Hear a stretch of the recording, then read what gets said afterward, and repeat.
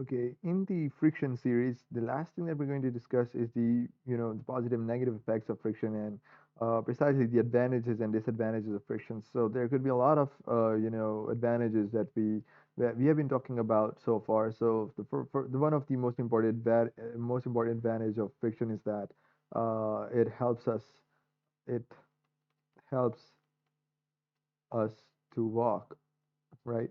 So this is pretty common and pretty simple that without friction you won't be even able to walk. So it is pretty necessary. So friction is really the force that helps us to walk. It is further advantages could actually include it is responsible for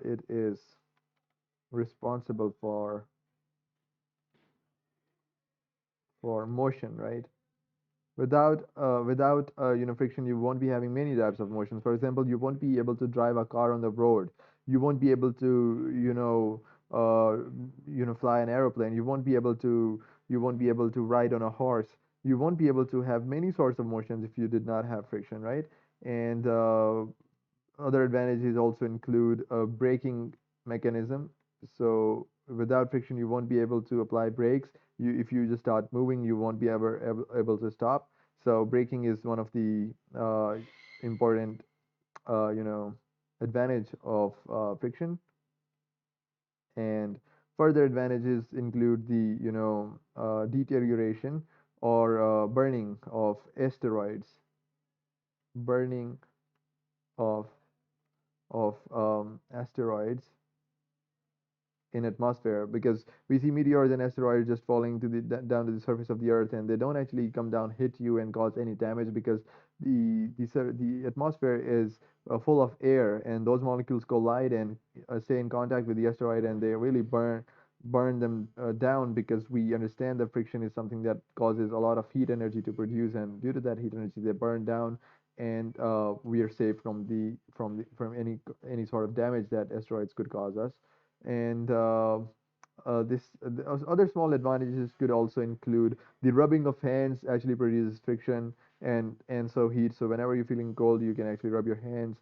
So stuff like that. Let's actually talk about some disadvantages. So disadvantages could include that you actually have to sometimes you actually want to not have any friction while you want to move. For example, if you want to fly an aeroplane, friction can sometimes impede the motion of the aeroplane if the structure is not that good, not that aerodynamic. So it is going to cause a lot of energy losses. So the main disadvantage is that it causes energy losses,